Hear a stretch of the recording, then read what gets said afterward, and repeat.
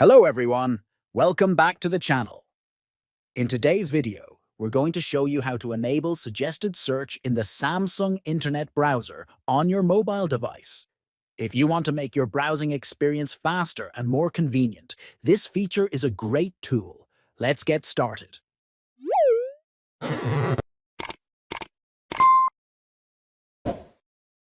First, open the Samsung Internet Browser app on your phone. Next, look for the three horizontal lines located at the bottom right corner of the screen. Tap on this icon to open the menu. Now, from the menu, tap on Icon Settings. It's usually near the bottom of the list. Tap on it to open the address bar search options.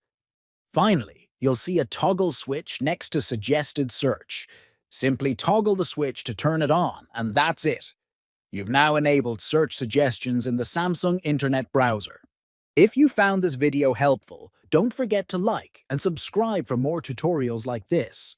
If you have any questions, feel free to leave them in the comments below. Thanks for watching, and I'll see you in the next video.